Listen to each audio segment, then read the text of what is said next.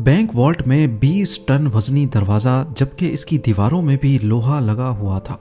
बनाने वालों को इस पर इतना यकीन था कि उन्होंने बैंक वॉल्ट में सिक्योरिटी अलार्म तक नहीं लगाया, क्योंकि इसको अनब्रेकेबल वॉल्ट कहा जाता था। इसका भरम तो तब टूटा जब डकैतों ने एक मास्टर प्लान बनाया और पूरे 27 घंटों तक सिक्योरिटी को चकमा देकर इस वॉल्ट में छुपे रहे। जेम टीवी की वीडियोस में एक बार फिर से खुशामदीद। नाजरीन, ये मास्टर प्लान था क्या और ये हिस्ट्री की सबसे बड़ी बैंक रॉबरी क्यों मानी जाती है, इस पर बात करने से पहले हम सीधा चलते हैं 19 जुलाई 1976 वाले दिन पर। मंडे के दिन का सूरज निकल चुका था और फ्रांस के शहर निस में सोसाइटी जनरल नामी बैंक में स्टाफ मेंबर्स पहुंचना शुरू हो चुके थे। ये बैंक आज के दिन तक दुनिया का सबसे सिक्योर्ड और सबसे मजबूत वॉल्ट रखने वाला बैंक माना जाता था। हुआ कुछ यूं था कि रूटीन के मुताबिक बैंक स्टाफ वॉल्ट को खोलने गए। ये एक बहुत ही हैवी दरवाजा था जिसमें इंतहाई कॉम्प्लिकेटेड लॉक लगा हुआ था। उन्होंने लॉक कॉम्बिनेशन लगाया लेकिन दरवाजा नहीं खुला। अब यहाँ ये जानना जरूरी है कि ये दरवाजा पहले भी कई बार मसला कर चुका था, क्योंकि इसका वजन करीब 20 टन था। इसी वजह से अक्सर औकात ये फंस जाया करता था। बैंक स्टाफ को लगा कि हमेशा की तरह आज भी ये फंस गया है, तो उन्होंने वॉल्ट बनाने वाली कंपनी से कांटेक्ट किया। आधे ही घंटे के बाद कंपनी के एक्सपर्ट्स बैंक में आ गए और दरवाजे को खोलने की कोशिश करने लगे। लेकिन हैरत की बात यह थी कि इस बार कंपनी के एक्सपर्ट से भी दरवाजा नहीं खुल रहा था। उन्होंने कई मर्तबा अटेम्प्ट्स किए, लेकिन ये दरवाजा किसी सूरत खुलने को तैयार नहीं था। बात अब सीरियस होती जा रही थी, क्योंकि कस्टमर्स की लाइन लगी थी और ये अब बैंक की इज्जत का सवाल था। आखिरकार 3 घंटों के बाद उन्होंने फैसला किया कि वॉल्ट की दीवार में ड्रिल करके सुराख करके देखा जाए कि आखिर दरवाजे में ऐसी क्या चीज फंसी है।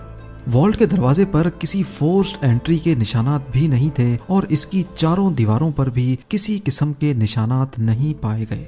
हैवी ड्यूटी ड्रिल मशीन से सुराख करके जब अंदर झांका गया तो क्या देखते हैं कि वॉल्ट के दरवाजे को अंदर से किसी ने वेल्ड करके बंद किया हुआ है।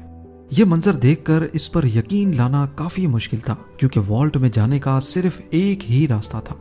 ना ही इसके अंदर कोई रोशनदान था और ना ही कोई खिड़की, यानी वॉल्ट के अंदर जाना इम्पॉसिबल था। अब ये देखकर सबको इतना एहसास तो हो चुका था कि यहाँ कुछ न कुछ एबनॉर्मल जरूर है। उन्होंने मशीनरी मंगाई और वॉल्ट की दीवार को तोड़कर अंदर जाने का फैसला किया। ये काम काफी टाइम कंज्यूमिंग था, क्योंकि ये दीवारें नॉर्मल दीवारों से काफी मोटी थीं और इनके बीच में लोहा भी लगा हुआ था। खैर, कई घंटों की मेहनत के बाद इतना सुराख हो गया कि एक इंसान इसमें से अंदर जा सके, और जब अंदर देखा गया तो ये मंजर नाकाबिले यकीन था। बैंक वॉल्ट लुट चुका था, कुछ लॉकर्स टूटे तो कुछ खुले पड़े थे, और सबसे इंटरेस्टिंग बात, वॉल्ट की दीवार पर स्प्रे पेंट से ये फेमस अल्फाज लिखे हुए थे, जिसकी इंग्लिश ट्रांसलेशन है without arms, without hate and without violence. अभी बैंक स्टाफ होश में आता कि उन्होंने वॉल्ट की जमीन में एक टनल बना देखा। अब आगे का काम पुलिस का था, जो कि उस वक्त तक पहुंच चुकी थी। डकैत वॉल्ट में मौजूद पैसे और गोल्ड ब्लॉक समेत 4000 में से 400 सेफ बॉक्सेस तोड़कर उसके अंदर से कीमती चीजें लेकर फरार हो चुके थे। जो टनल उन्होंने खोदा था वो शहर के सबसे बड़े अंडरग्राउंड सीवरेज लाइन में निकल रहा था। वहां पुलिस को काफी सबूत मिले, जिसमें टूल्स और 27 गैस सिलेंडर्स भी थे, जिसकी मदद से डकैतों ने वेल्डिंग टॉर्च चलाई थी। ना सिर्फ इतना, बल्कि सीवरेज लाइन में ताज़ा हवा के लिए वेंटिलेशन इक्विपमेंट और करीब 1 किलोमीटर लंबी इलेक्ट्रिकल केबल भी पाई गई। ये लूट $20 मिलियन से भी ज्यादा की थी, जिसकी आज कुल मालियत $110 मिलियन या फिर 900 करोड़ रुपयों के बराबर बनती है। ये ना सिर्फ सेंचुरी की सबसे बड़ी बैंक हाइस्ट थी, बल्कि इस पुलिस इन्वेस्टिगेशन को भी फ्रांस की सबसे बड़ी इन्वेस्टिगेशन का दर्जा हासिल है। खैर, ये बात अब पूरी दुनिया में फैल चुकी थी। बैंक की रेपुटेशन को तो अच्छा खासा नुकसान हुआ ही था, लेकिन ये फ्रेंच पुलिस के लिए भी बहुत अफसोस का मकाम था। अगले कई महीनों तक पुलिस ने एड़ी चोटी के जोर लगाए, आसपास के लोगों को पकड़ा, बैंक स्टाफ को इंटरोगेट किया, लेकिन कहीं से भी डकैतों का कोई सुराग ना मिल सका। फिर 3 महीनों के बाद अक्टूबर 1976 में पुलिस को एक बहुत बड़ी लीड मिली। डकैतों के ग्रुप का एक मेंबर अपनी ही गर्लफ्रेंड की टिप पर पकड़ा जा चुका था। पहले तो वो मान नहीं रहा था, लेकिन जब पुलिस ने उसकी तबीयत साफ की तो वो फट पड़ा और पूरी गैंग का नाम ले डाला। पुलिस के लिए हैरानगी की बात यह थी कि ये गैंग छोटी मोटी चिंदी चोरियों के लिए फेमस हुआ करता था। इतनी बड़ी बैंक हाइस्ट इन्होंने ही की थी, ये बात कुछ हजम नहीं हो रही थी। इस प्लान का मास्टरमाइंड असल में कोई और ही था। इंटेरोगेशन के दौरान गैंग मेंबर्स ने पुलिस को एक शख्स का नाम दिया जो कि उनके मुताबिक चोरी का मास्टरमाइंड था। ये एल्बर्ट स्पाज़्ज़ियारी नामी शख्स असल में एक फोटोग्राफर था। जब पुलिस ने इसको अरेस्ट किया तो ये कहीं से भी क्रिमिनल नहीं लग रहा था। सिंपल ड्रेसिंग, सिंपल लाइफस्टाइल और शहर के आउटस्कर्ट्स में एक नॉर्मल से घर में रहता था।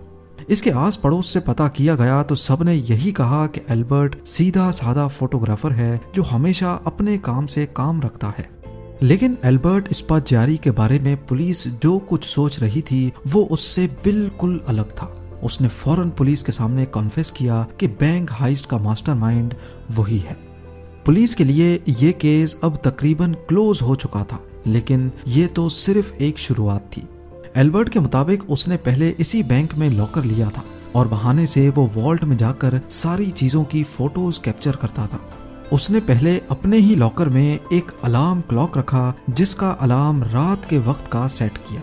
जब अलार्म बजने से भी कोई अलर्ट नहीं हुआ और ना ही कोई सिक्योरिटी अलार्म बजा तो उसको कंफर्म हो गया कि वॉल्ट में कोई सिक्योरिटी सिस्टम नहीं लगा। फिर वो इंजीनियर के भेस में सिटी गवर्नमेंट के ऑफिस गया और शहर का नक्शा निकलवाया। इस मैप पे सीवरेज लाइन कहाँ और बैंक से कितना दूर है इसका अंदाजा लगाया। फिर उसने कैलकुलेशन की तो करीबी सीवरेज लाइन से 26 फुट का टनल खोदने पर वो सीधा बैंक वॉल्ट में निकल सकता है। अब इस काम के लिए बहुत मेहनत की जरूरत थी, लिहाजा एल्बर्ट ने शहर के एक गैंगस्टर से कांटेक्ट किया और उसको सारा प्लान बताया। उस गैंगस्टर ने अपने आदमियों को इस काम पे लगा दिया। टनल को खोदने में करीब 2 महीने लग गए क्योंकि ये काम बगैर मशीनरी के किया जा रहा था और इस काम को सिर्फ रात के वक्त करना बहुत जरूरी था जब बैंक में कोई भी नहीं होता। इस दौरान एल्बर्ट अपनी पूरी कोशिश कर रहा था कि सीवरेज लाइन के ऊपर रोड तक भी किसी को आवाज ना जाए। फिर 18 जुलाई सैटरडे और संडे वाली रात को वो वॉल्ट में फाइनली दाखिल हो गए। अगले 27 घंटों तक उन्होंने बड़े सुकून से लूट मार की, जिसके दौरान उन्होंने वहां लंच भी किया और डिनर भी, और जाते जाते ये फेमस अल्फाज लिख कर चले गए। पुलिस ने एल्बर्ट को कोर्ट में पेश किया जहां उसने जज के सामने भी अपना जुर्म कबूल कर लिया। उसने इंटेरोगेशन के दौरान अपने प्लान का एविडेंस और लूटी गई रकम की डिटेल्स एक पेपर पे कोड वर्ड में लिखी थी। उसका कहना था कि ये एविडेंस वो सिर्फ जज को ही देगा और सिर्फ जज ही इस कोड वर्ड को पढ़ सकेगा। इस काम के लिए जज ने एल्बर्ट को अपने कमरे में बुलवा लिया। एल्बर्ट ने वो पेपर जज के हाथों में दिया जिस पर सिटी का मैप बना हुआ था। अभी जज उस मैप को समझने में लगे ही थे कि एल्बर्ट ने फौरन कमरे की खिड़की से छलांग लगा ली।